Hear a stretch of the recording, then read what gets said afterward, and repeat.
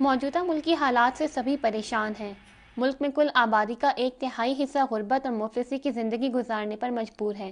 آئے روز بڑھتی ہوئی مہنگائی، بدامنی، انتشار، بے روزگاری، تعلیم اور صحت جیسی بنیادی سہولتوں کا فقدان، کمزور ملک کی معیشت اور ترقی کے محدود مواقع کے باعث نوجوان نسل ذہنی دباؤ کا شکار ہو گئی ہے۔ آخر ہمارے ملک میں اتنے مسائل کیوں ہیں؟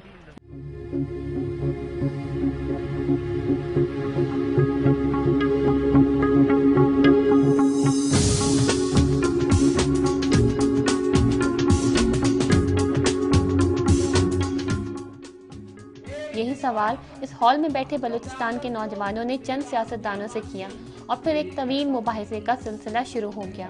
یوتھ کے مسائل واقعی ان گنت مسائل ہیں، بہت سے مسائل ہیں، ہر لحاظ سے مسائل ہیں۔ ہم یہی کوشش کریں گے کہ ان کے جو مسائل ہیں وہ ہم حل کرا سکیں۔ کوئٹہ کے مقامی ہوٹل میں غیر سرکاری تنظیم کے زیر اہتمام نوجوان نسل و سیاسی نمائندوں کے درمیان مباحثہ منعقد کرایا گیا، جس کا مقصد بلوچستان کے نوجوانوں کے ذہنوں میں پنپنے والے سوالوں کا جواب تلاش کرنا اور ان کو درپیش مسائل کا احاطہ کرنا تھا۔ اس فورم کا مقصد تھا کہ نوجوان جو بلوچستان سے تعلق رکھتے ہیں، جو مختلف صوبوں سے ضلعوں سے بلوچستان کے، جس میں خاص طور پہ کوئٹہ، پشین، قلعہ سیف اللہ کے لوگ تھے، پنجگور سے ہمارے کچھ ساتھی تھے، ان نوجوانوں کے ساتھ مل کے ہم ایک تو نوجوان جو بلوچستان میں ایشوز فیس کر رہے ہیں ان کو آئیڈینٹیفائی کر سکیں۔ ہمیں صرف جھنڈے اٹھا کے، نعرے بازی کر کے، روڈ بلاک کر کے، لڑائی جھگڑے کر کے، یونیورسٹیز بند کر کے، یہ ہم نے اس طرح سیاست نہیں کرنی ہے۔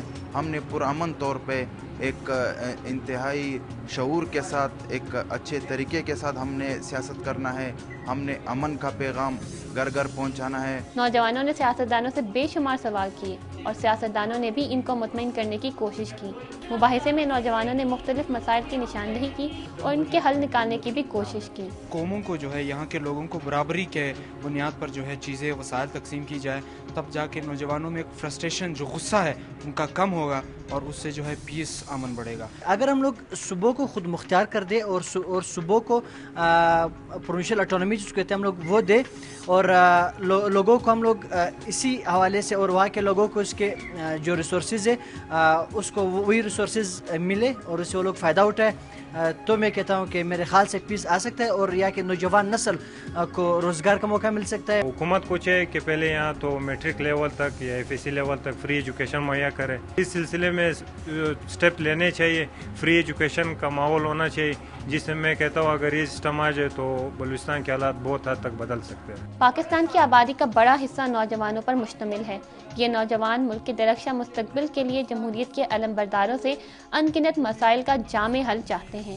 کیمرامین ظفر بلوچ کے ساتھ معصومہ قربان، سما، کوئٹہ۔